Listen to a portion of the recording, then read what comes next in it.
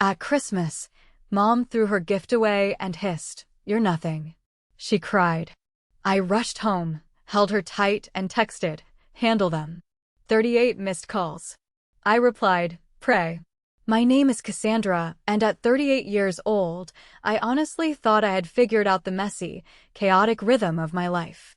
I had mastered the grueling art of juggling my responsibilities as a single mother to an amazing 17-year-old girl named Hazel, all while managing my career as a high school English teacher in the quiet, sometimes suffocating suburbs of Boston.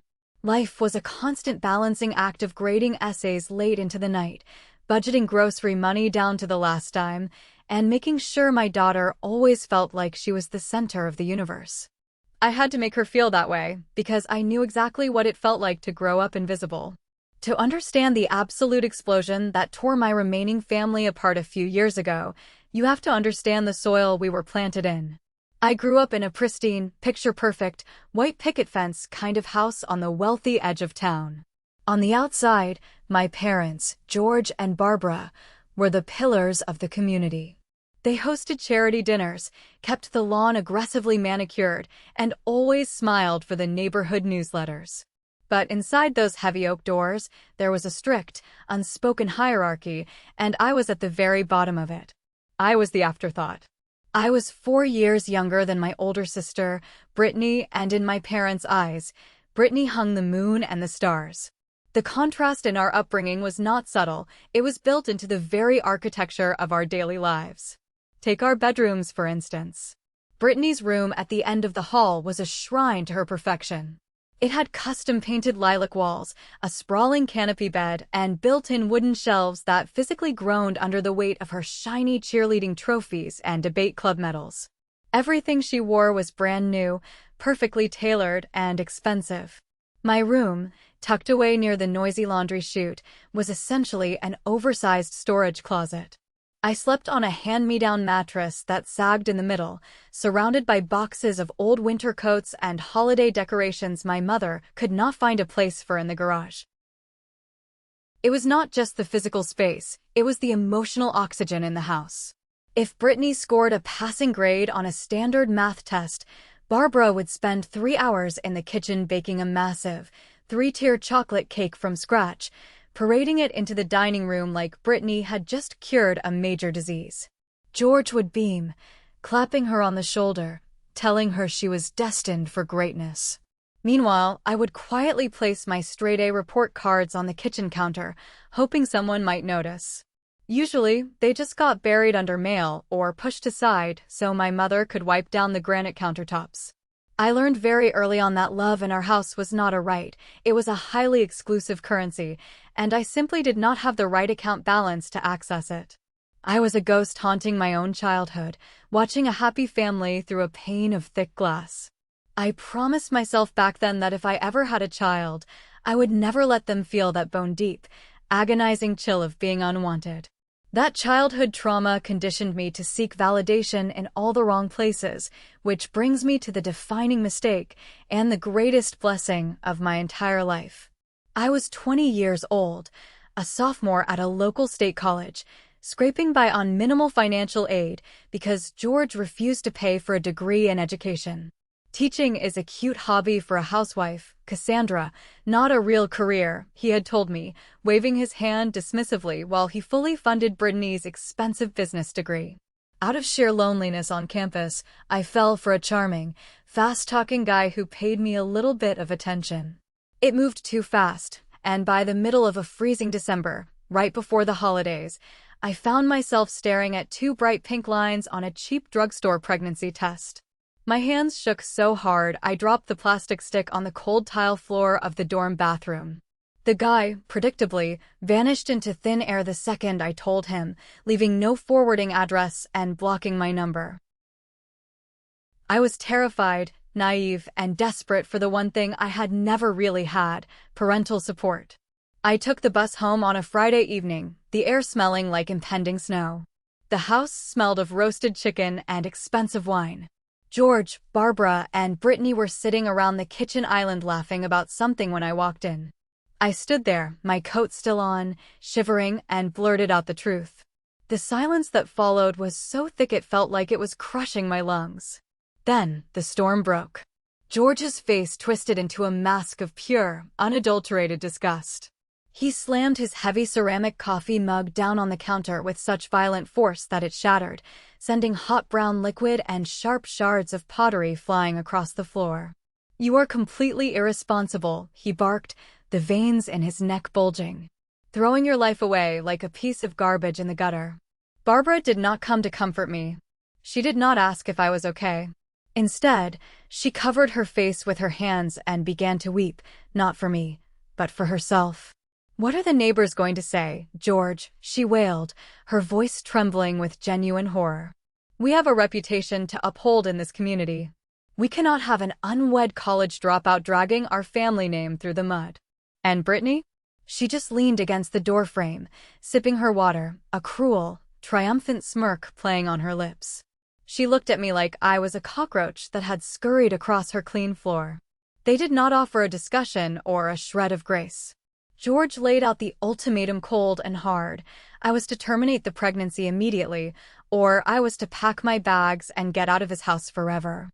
Keeping the baby under his roof was laughable. He told me I would fail, that I would end up destitute, and that I would never make it a single year on my own. I looked at the three of them, the people who shared my blood, and realized there was no love in that room. Just pride and conditional approval. I stood my ground, my voice shaking but my spine straight, and told them I was keeping my child. Barbara turned her back to me, rigid and cold. I went in my closet-sized room, grabbed a faded blue duffel bag, and stuffed it with whatever clothes and textbooks would fit. I walked out of the front door into the biting, freezing December night, the snow crunching under my boots. The heavy door clicked shut behind me, locking automatically. It sounded like a final judgment. I was completely alone in the world. The next 5 years of my life were a blur of sheer survival, fueled purely by adrenaline, caffeine, and a fierce, feral instinct to protect my little girl.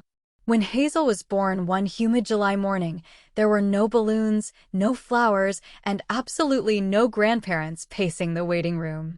It was just me in a sterile hospital bed, holding this tiny, perfect human with a mop of dark hair, whispering a promise into the quiet room that it would be her and me against the world. We lived in a cramped, drafty studio apartment on the bad side of town, situated right above a 24-hour laundromat that made our floorboards vibrate constantly. I survived on whatever government assistance I could qualify for, while working grueling overnight shifts at a greasy diner. I would come home at dawn, my uniform reeking of stale fryer oil and burnt coffee, just in time to relieve the teenager I paid a few dollars to watch Hazel sleeping in her secondhand crib. During the days, I fueled myself with cheap instant coffee and studied relentlessly under a flickering fluorescent kitchen light, determined to finish my teaching certification. I refused to let my father's prophecy of my failure come true. There were moments that nearly broke me. I remember one terrifying week when Hazel was 3 years old and caught a severe case of pneumonia. Her breathing was a ragged, whistling sound that echoed in our tiny apartment, terrifying me to my core. The pediatrician prescribed a specific medication and an inhaler, but when I got to the pharmacy, my debit card was declined. I had $11 to my name. Without a second thought, I slipped off the only piece of jewelry I owned, a thin gold ring that had belonged to my great-grandmother, the only thing I had managed to take from my childhood home, and pawned it at a shady shop down the street for $80 just to afford her medicine. I sat on the floor of our bathroom that night, listening to her breathe easier through the nebulizer mask, and cried silently into a towel. Through all of this grueling hardship, there was complete, absolute radio silence from my parents and my sister. Not a single phone call. Not a single text message. On Hazel's first birthday, the mailbox was empty. On her second, empty. On her third, fourth, and fifth, the silence remained deafening. I spent those holidays and milestones creating our own traditions, eating cheap takeout Chinese food on the floor, making paper crowns, and building a world where Hazel felt cherished. Over the years, the sharp, Agonizing pain of my family's rejection slowly calcified into a thick, protective armor. I stopped waiting for an apology that would never come. I told myself that they were dead to me, and that keeping my daughter far away from their toxic, conditional love was the best parenting decision I could ever make. But children are naturally curious, and eventually, the armor I built was tested by the innocence of my own child. For the first 12 years of her life, Hazel only knew our tiny, two-person universe. I painted a vague, soft picture of my family whenever she asked, telling her that Grandma and Grandpa lived far away and were just very busy people. I never wanted to burden her young heart with the ugly truth of how brutally they had discarded us. But as she grew older, her questions became more persistent. She was a deeply empathetic, bright girl, top of her middle school class, and she noticed the gaping holes in our family tree during school events and holidays. One evening, while we were eating homemade macaroni and cheese at our wobbly kitchen table, Hazel looked up at me with her wide, serious eyes. "Mom, what is Grandpa George really like?" she asked softly. "Do we have any family stories?" All the kids at school talk about going to their grandparents' houses for Sunday dinners. The raw longing in her voice pulled at the deep scar tissue inside me. I agonized over it for weeks, losing sleep, wondering if I was doing her a disservice by denying her the chance to know her blood relatives. Maybe time had softened them. Maybe seeing what a beautiful, smart, well-mannered girl she had become would melt the ice. Against my better judgment, my protective instincts wavered. I wanted my daughter to have a big family. I wanted her to feel connected to something larger than our small apartment. So, I swallowed a decade of pride, picked up the phone, and made a cautious call to my mother. The first Sunday dinner back in that massive, pristine suburban house was one of the most nerve-wracking experiences of my adult life. We pulled into the long driveway, and I felt my chest tighten. Hazel was clutching a small plate of homemade chocolate chip cookies she had baked herself, her small hands sweating. When Barbara opened the heavy oak door, the greeting was stiff, painfully formal, and smelled heavily of expensive perfume. The hugs they gave Hazel were brief and rigid, like they were afraid she might break, or worse, dirty their clothes. Still, for the first few months, it seemed to work, sort of. George would gruffly ask Hazel about her science classes, and Barbara would serve her an extra scoop of mashed potatoes. Hazel, desperate for their affection, practically bent over backward to please them. She would bring her flawless report cards, eagerly showing them her straight A's, waiting for the praise that my parents used to shower on Brittany. They would offer a polite "that is nice, Hazel," before quickly changing the subject. It wasn't the overwhelming love I hoped for, but it wasn't outright rejection either. It was a fragile, awkward truce, a bridge built on very thin ice. We settled into a routine of visiting once a month, and I convinced myself that maybe, just maybe, this was enough. The fragile illusion of our reconciliation completely shattered a year later. Brittany, who had been married to a wealthy real estate developer named Derek for several years, triumphantly announced at the dinner table that she was pregnant. The reaction from my parents was deafening. It was as if a king had just declared an heir to the throne. The entire axis of their world immediately shifted, tilting violently toward Brittany and the child growing inside her. I was expected to attend the lavish baby shower at a high-end country club, where I spent the afternoon essentially acting as an unpaid assistant, pouring drinks and carrying heavy boxes of gifts while Brittany held court among her wealthy friends. When my nephew, Carter, was finally born, the hospital room was overflowing with massive bouquets of exotic flowers and expensive Mylar balloons. George barged into the room, his voice booming with a joy I had never, ever heard directed at me or my daughter. He scooped the screaming newborn up into his arms, tears actually welling in his eyes. "Look at him," George declared to the room. "A strong boy. He is going to carry this family forward." The financial and emotional investment was instantaneous and staggering. On the very day Carter was born, George proudly announced to the entire family that he had opened a college savings account with an initial deposit of $5,000, specifically earmarked for Carter's future. Barbara completely gutted her pristine guest room, The room I had occasionally been allowed to sleep in as a child, and hired an interior decorator to transform it into a luxury nursery, complete with imported wallpaper, a mahogany crib, and vintage baseball posters. They drove to Brittany's massive house 3 times a week just to babysit, showering the infant with endless kisses, expensive toys, and an all-consuming devotion. And Hazel? Hazel, who was 13 at the time, was instantly and ruthlessly pushed back into the shadows.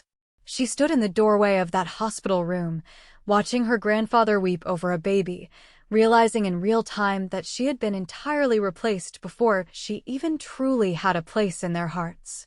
The contrast was physically sickening. When Hazel turned 13 a few months later, there was no lavish party, no trust fund, no interior decorator. There was a store-bought cake from me in our apartment. No phone call from George. No card from Barbara. They had simply forgotten, too busy attending a Mommy and Me music class with Brittany and little Carter. I watched my daughter blow out her candles in our quiet kitchen, her eyes downcast, the heavy realization settling over her young shoulders that in this family, she would always be second best. From that point on, the monthly Sunday dinners transformed from an awkward obligation into a ritualistic form of psychological torture.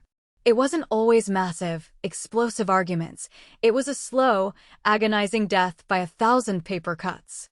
It was the subtle, undeniable ways they elevated Carter while actively diminishing Hazel.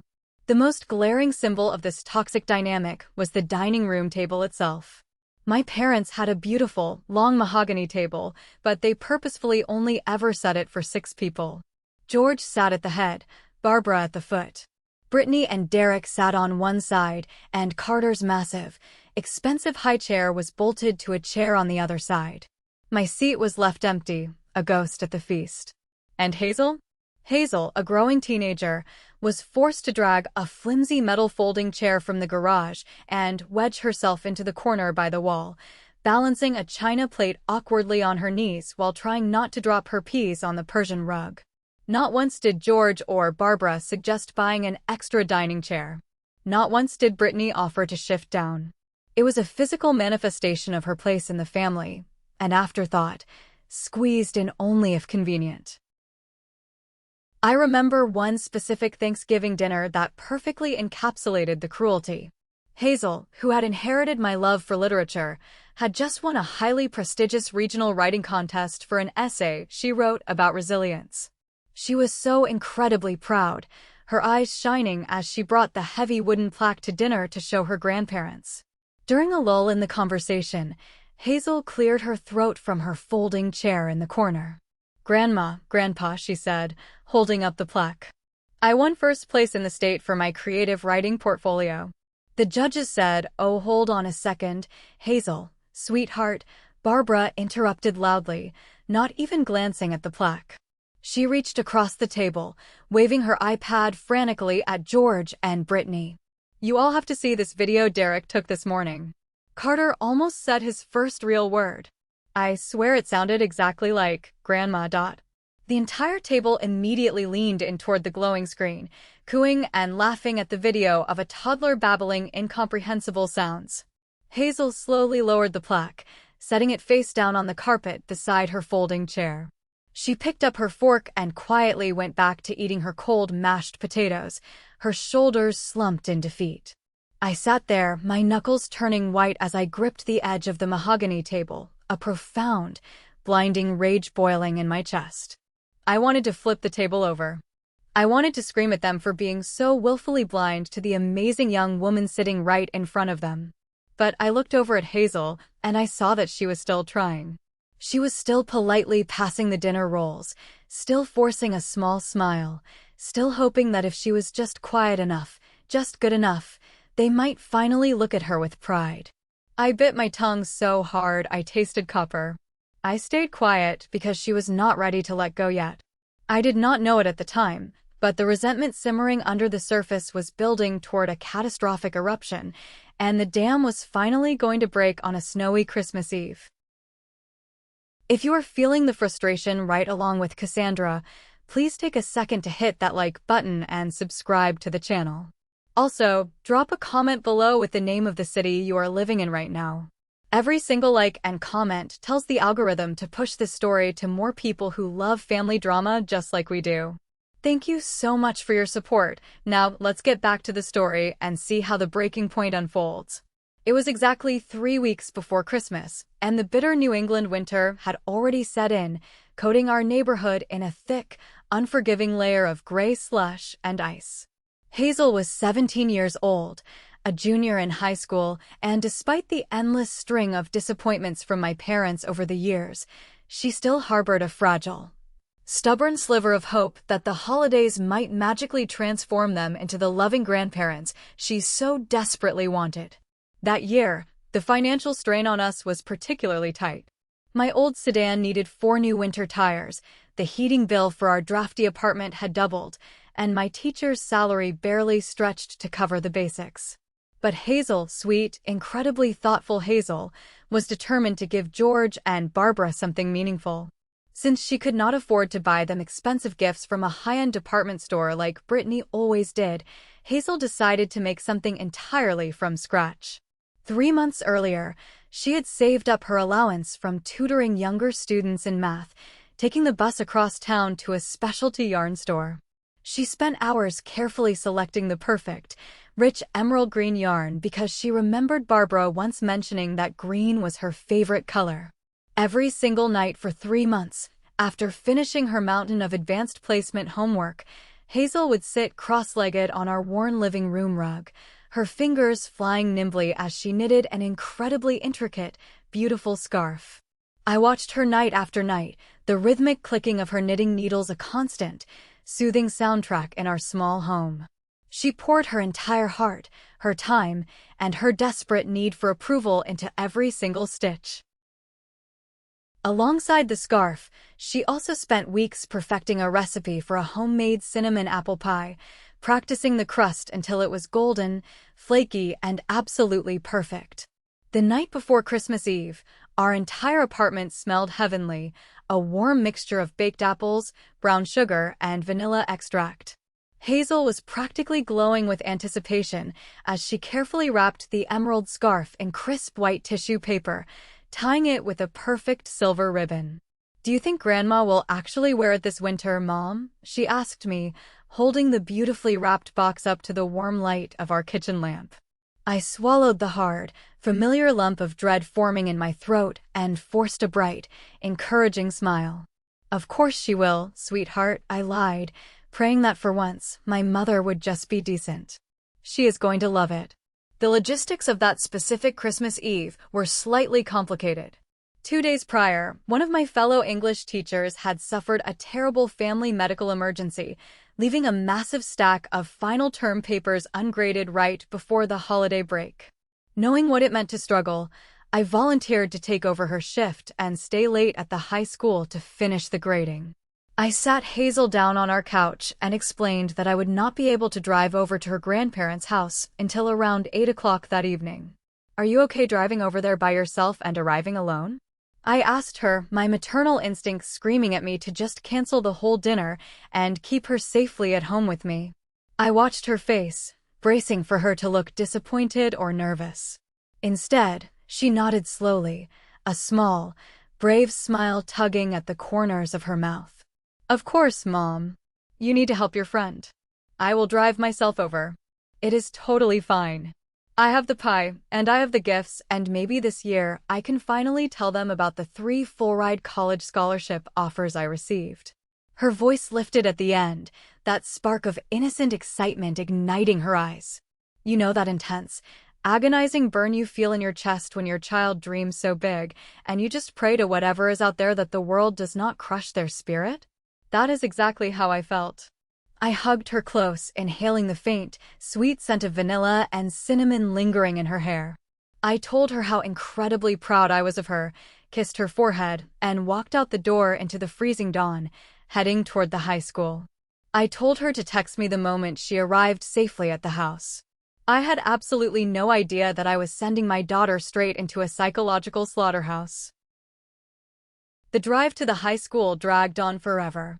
The long, fluorescent-lit hallways of the school were eerily quiet, completely abandoned for the holidays, smelling faintly of floor wax and old paper. Around 6:30 in the evening, my phone buzzed on the metal desk. It was a text from Hazel saying she had made it safely and that the house looked beautiful.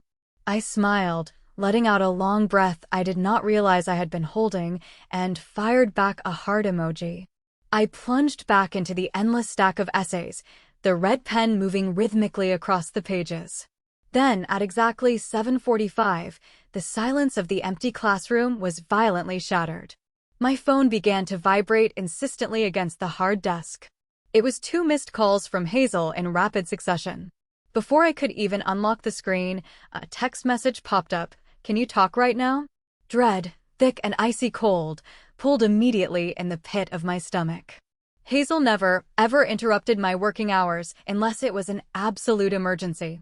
I pushed my chair back, the legs squeaking loudly against the linoleum floor, stepped out into the freezing hallway, and dialed her number. She picked up on the very first ring. "Mom," she gasped. Her voice was completely broken, cracking over the syllable. In the background, I could hear the faint, rhythmic swishing sound of windshield wipers and the low hum of traffic. She was driving. "Hazel, what is wrong? What happened?" I demanded, my pulse instantly thundering in my ears, my grip on the phone tightening so hard my knuckles turned white. "I am driving home." "It was awful, Mom. It was so awful." The words tumbled out of her mouth between deep, choked, agonizing sobs. Over the next 5 minutes, standing in that empty school hallway, I listened as my daughter's heart broke into a million irreparable pieces. According to Hazel, she had arrived at the house at 5 o'clock, her arms full of the warm pie and the carefully wrapped gifts. When she walked in, Barbara barely offered a nod from the kitchen, and George simply grunted, immediately returning his attention to little Carter, who was zooming toy cars across the expensive living room rug. Brittany and Derek were already there, drinking wine by the massive, glowing fireplace. When dinner was finally called, the family gathered in the dining room. But when Hazel walked in, carrying her own plate, she froze. The table was set for exactly 6 people. The heavy mahogany chairs were occupied by George, Barbara, Brittany, Derek, and Carter in his high chair. Her folding chair, the one she usually retrieved from the garage, was nowhere to be seen. "Where do I sit, Grandma?" Hazel had asked quietly, hovering awkwardly near the doorway. Barbara did not even pause her conversation with Brittany. She just waved a hand dismissively. "Your mother is not here yet, Hazel. Just go grab a spot on the couch in the living room. We're out of space." There was no apology. There was no shuffling to make room. Hazel was banished to the living room, eating her Christmas Eve dinner alone on the sofa, listening to the roaring laughter of her family echoing from the other room. But the ultimate, unforgivable betrayal happened after dinner. The family migrated to the massive, towering Christmas tree to exchange presents.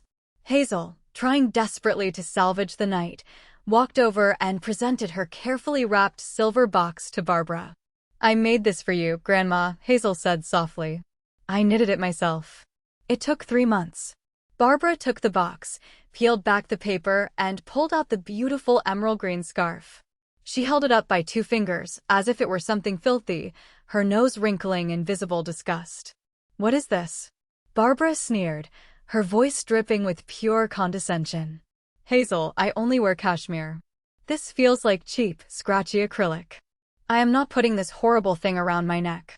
And then, right in front of George, right in front of Brittany and Derek, Barbara walked over to the kitchen, stepped on the pedal of the stainless steel garbage can, and dropped the scarf straight into the trash, right on top of the scraped dinner plates and wet coffee grounds. Hazel stood there, completely paralyzed, the air knocked out of her lungs. "You are nothing in this house," Barbara hissed, her voice dropping to a vicious, cruel whisper. "This holiday is for family only. Get out of my house before you ruin the rest of our night." Nobody said a single word to defend her. George just looked back at his newspaper. Brittany actually rolled her eyes. Hazel turned around, grabbed her coat, and ran out the front door into the freezing dark. As Hazel's choked, tearful voice echoed through the speaker of my phone. Something fundamental and irreversible shifted inside my chest. The agonizing sorrow I had felt for 17 years, the desperate, pathetic longing for my parents to finally see us, to finally love us, it all completely evaporated. In its place, a hot, blinding, unyielding rage surged through my veins. It was a terrifying, pure anger, a volcanic eruption of protective fury. They had crossed the final, unforgivable line. They had intentionally, maliciously crushed my child for sport. "Hazel, listen to me," I said, my voice dropping to a low, dangerously calm pitch that echoed off the metal lockers. "Drive straight home. Keep the doors locked. I am leaving right now. But Mom, your papers." She cried, still worrying about my responsibilities even as her own world collapsed. "To hell with the papers," I snapped. "Our Christmas starts tonight. I love you. Go home." I hung up the phone. I did not bother neatly packing away the essays. I simply shoved the massive stack of papers into my leather tote bag, threw my heavy winter coat over my shoulders, and practically sprinted out of the high school. The drive back to our apartment was a blur of flashing streetlights and swirling snow. My knuckles were bone white as I gripped the steering wheel, my jaw locked so tight my teeth ached. Every single humiliating memory, every forgotten birthday, every sideways glance and cruel remark they had ever made to me played on a continuous, agonizing loop in my mind. But this was not about me anymore. This was about the innocent girl waiting for me at home. When I finally pulled into our icy parking lot and ran up the stairs to our apartment, my heart was pounding a frantic rhythm against my ribs. I threw open the front door. The apartment was completely silent. The small, artificial Christmas tree we had decorated together was blinking softly in the corner. There was Hazel. She was curled into a tight, miserable ball on our worn velvet couch, still wearing her beautiful red holiday dress. Her shoes had been kicked off haphazardly. The untouched, perfectly baked cinnamon apple pie sat on the kitchen counter, its golden crust looking like a mocking reminder of the love she had tried to offer. I dropped my heavy bag by the door, walked over, and dropped straight to my knees on the rug beside her. She stirred, wiping her swollen, red eyes, and when she saw me, the dam broke completely. She threw her arms around my neck, burying her face in my shoulder, her entire frame shaking violently against me. "It hurts so much this time, Mom," she wailed, her hot tears soaking right through the fabric of my sweater. "Why do they hate me so much? What did I do wrong?" I pulled her tighter, resting my chin on the top of her head, inhaling the familiar, grounding scent of her shampoo. "You did absolutely nothing wrong, my sweet girl," I whispered fiercely into her hair, rubbing her back in slow, steady circles. "Listen to me, and believe me. It is not you. It is them. They are broken, toxic, miserable people who do not know how to love anything that they cannot control. You are brilliant, you are kind, and you are worth 1,000,000 of them." We stayed locked together on the floor for over an hour, until her breathing finally slowed and the violent shaking stopped. I pulled a warm fleece blanket over her shoulders, tucked her in, and sat cross-legged on the rug right next to her, staring blankly at the flickering, colored lights of our small Christmas tree. I did not cry. There were no tears left to shed for George and Barbara. Instead, sitting there in the quiet aftermath of the storm, my resolve hardened into impenetrable steel. I realized that keeping the peace had cost me my daughter's heart. I realized that true strength did not mean silently enduring abuse just because the abuser shared your DNA. It meant having the absolute courage to burn the bridge completely to the ground to keep the monsters from crossing it. The decision was made. There would be no more forced Sunday dinners. No more fake smiles. No more begging for scraps of affection. We were done. The silent escape plan began forming in my mind right then and there. While Hazel finally drifted into an exhausted, tear-stained sleep on the couch, I quietly stood up and walked over to the small wooden desk tucked into the corner of our living room. I opened my laptop, the bright screen illuminating the dark room. The anger was still burning hot in my chest, but it was a focused, productive anger now. I needed a way out, a completely clean break that would put thousands of miles between my daughter and the toxic poison of my family. I opened my email inbox and typed a specific name into the search bar. About 2 months prior, a highly respected educational headhunter had contacted me on professional networking platforms. They were recruiting for a principal position at a rapidly growing, innovative high school district all the way down in Austin, Texas. The district was specifically looking for someone with a strong background in English curriculum development to completely overhaul their creative writing program. The salary they offered was significantly higher than my current pay. The benefits were excellent, and the school system was highly rated. At the time, I had politely tabled the offer. I did not want to uproot Hazel in the middle of her crucial junior year, fearing the disruption would hurt her college chances. But sitting there at 2 in the morning on Christmas Day, the offer gleamed on the screen like an absolute lifeline. Austin was nearly 2,000 miles away from Boston. It was warm, vibrant, and most importantly, it was completely out of George and Barbara's reach. I stayed up the entire night, researching the Austin school district, looking at the cost of living, and checking the transfer requirements for Hazel's high school credits. By the time the gray, bleak winter dawn finally filtered through our apartment blinds, I had a complete, detailed exit strategy mapped out. Hazel stirred on the couch, sitting up slowly and rubbing her face, looking incredibly tired. "What are you doing, Mom?" she asked, her voice raspy from crying. I carried the laptop over to the coffee table and sat beside her, handing her a warm mug of tea. "I am changing our lives," I told her, my voice steady and firm. "We are absolutely done chasing their approval, Hazel. We are done waiting for people to love us who are fundamentally incapable of it. How would you feel about starting completely fresh? Just you and me. I have this incredible job offer to be a high school principal in Austin, Texas. We could leave all of this snow and all of this pain behind." Hazel's eyebrows furrowed as she looked at the glowing pictures of the Texas Hill Country on the screen. "Texas? But Mom, that is across the entire country. We do not know a single person there. What about my senior year? What about the family?" "They are not family," I said gently, but with absolute finality. "Last night proved that beyond a shadow of a doubt. They look at you, the most amazing person I know, and they see nothing. If we stay here, it is just going to be more of the same hurt year after year. Austin has incredible debate teams, a thriving art scene, and the University of Texas is right there. We can build our own family. A chosen one." Hazel stared down at her mug for a long, quiet moment, chewing on her lower lip. I could see the gears turning in her mind, weighing the terrifying prospect of the unknown against the agonizing certainty of the abuse she had just endured. Then, she lifted her chin, and I saw a new, fierce spark in her hazel eyes. "I am ready, Mom," she declared, her voice cracking slightly but holding strong.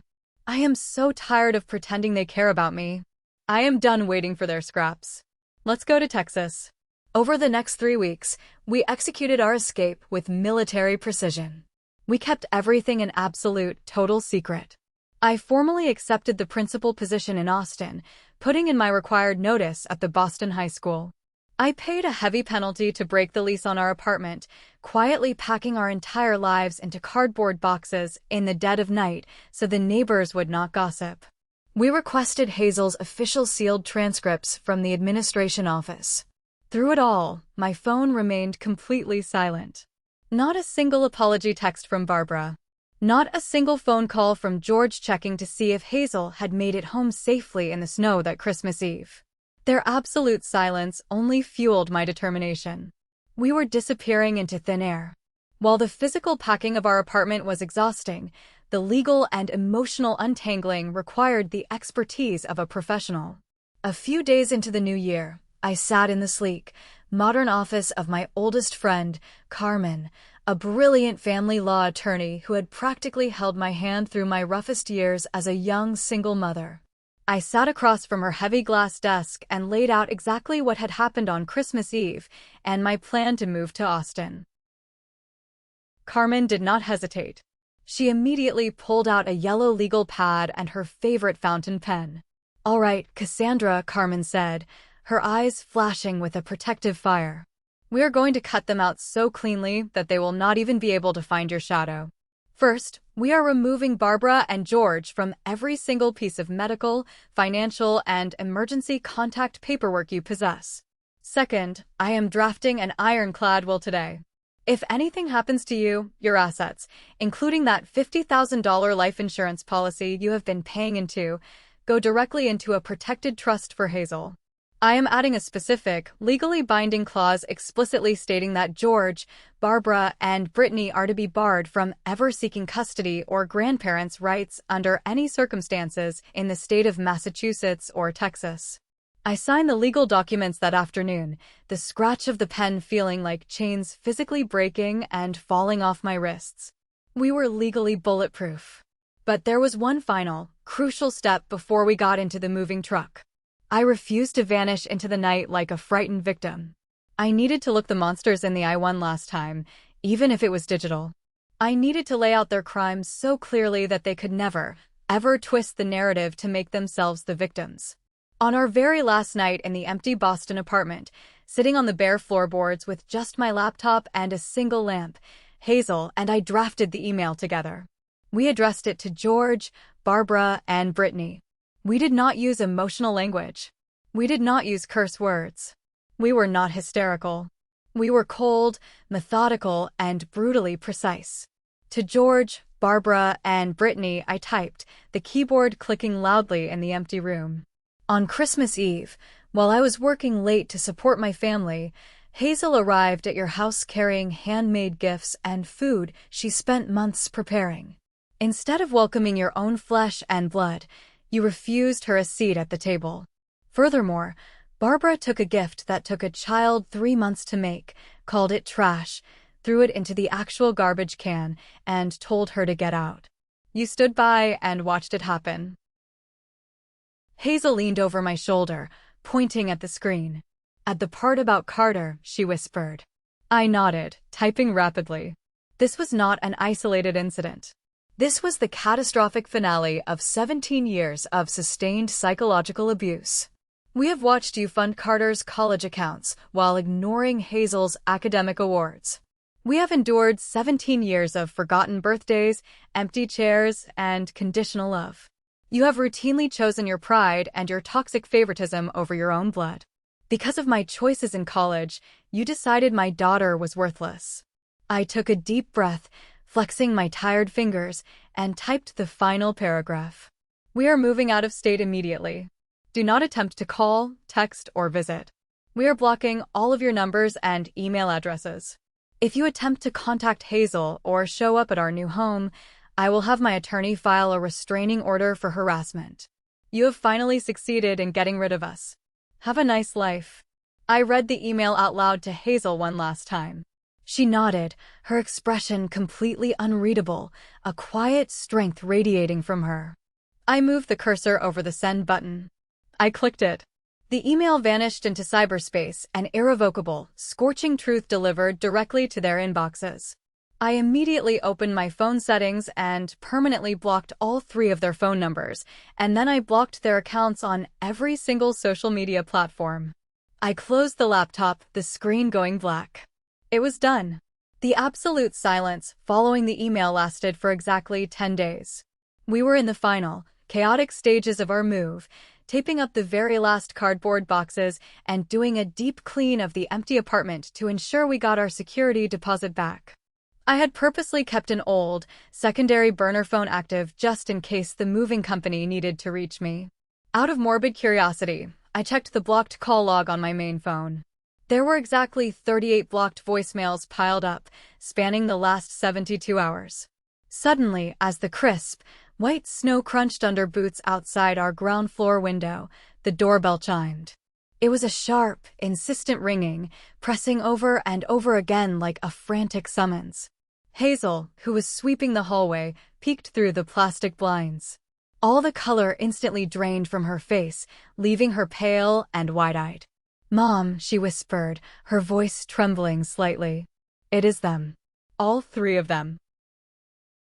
I walked over to the window and looked out. Sure enough, George's heavy, expensive sedan was idling in our icy driveway, and Brittany's luxury SUV was parked crookedly right behind it. They were clustered together on our small wooden porch, looking entirely out of place in our run-down neighborhood. George was visibly fuming, his face red, clutching a crumpled printout of the email I had sent in his gloved fist. Barbara was dramatically twisting a silk scarf around her hands, looking frantic. Brittany stood slightly behind them, her arms tightly crossed over her expensive winter coat, tapping her foot impatiently.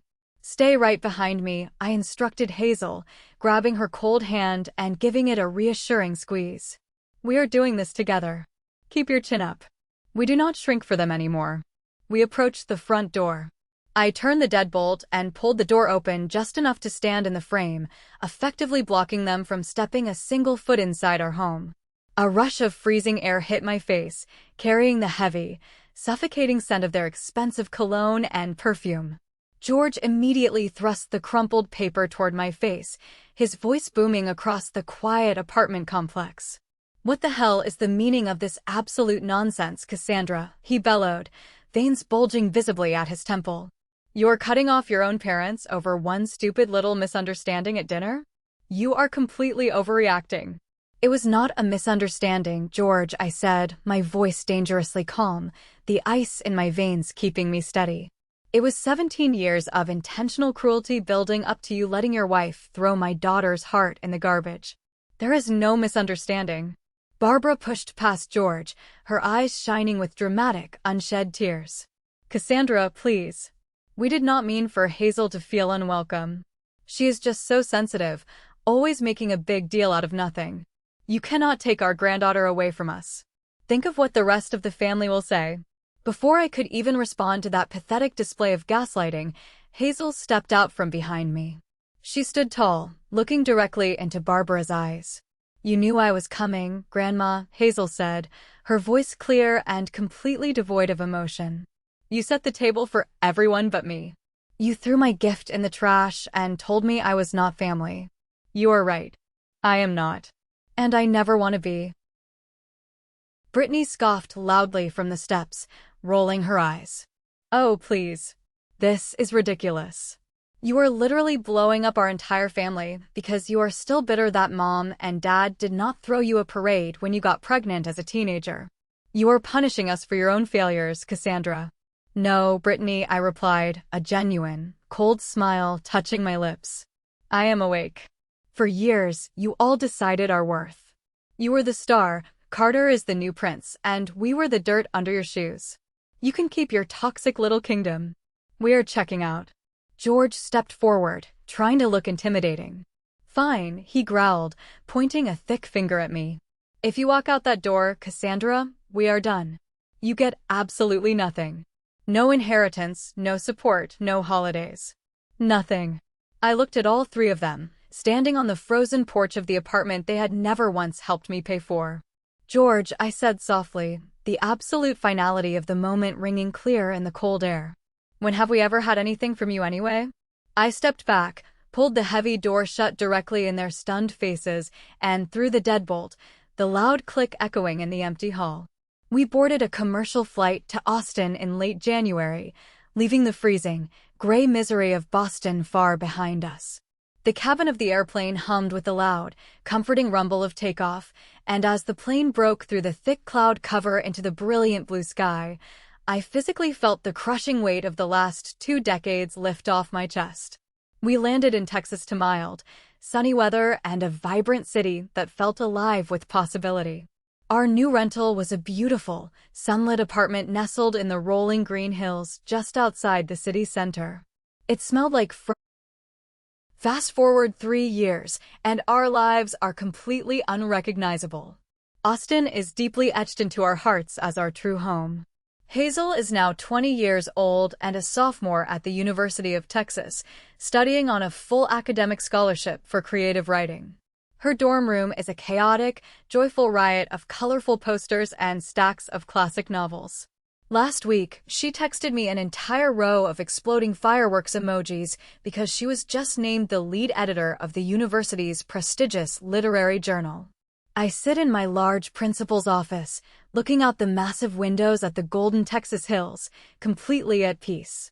Word from Boston rarely trickles down to us anymore, but when it does, it paints a grim, pathetic picture of the kingdom we left behind. We heard through an old mutual acquaintance that the perfect facade of my parents' family had violently collapsed under the weight of its own toxicity. Brittany and Derek finalized a vicious, highly public divorce last year. Derek cited irreconcilable, toxic behavior in the court filings. Brittany is now reportedly struggling to make ends meet on temporary jobs, while Carter has bounced between 3 different schools due to severe behavioral issues. The stress of the divorce and the public embarrassment caused George to suffer a massive heart attack, landing him in the hospital for weeks.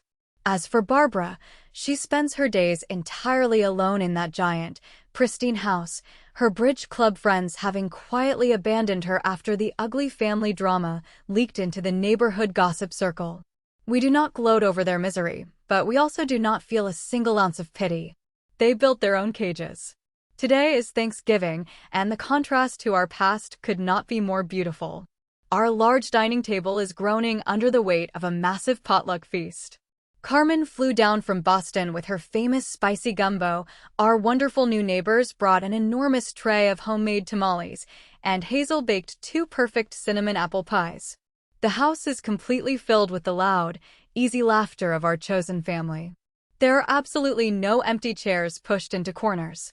There are no side glances, no condescending comments, and no one is fighting for a scrap of validation. I have learned that family is not a heavy, rusted chain of DNA that you are forced to drag around your entire life. Real family is the circle of people you actively choose to forge. Boundaries are not cruel walls meant to punish people. They are necessary doors that you lock to protect the beautiful, fragile light inside your own home. If you are sitting at a table where your plate is always empty, sometimes the bravest, most loving thing you can possibly do is get up, push your chair in, and walk away to build a better table of your own. Looking back at the empty chairs they set for my daughter, and the way I slammed the door on them forever. Am I wrong for walking away without looking back, or should I have given them one last chance to apologize? Thanks for watching. If you haven't subscribed yet, hit that button and ring the bell so you never miss a story. Drop your thoughts in the comments, and I'll see you in the next one.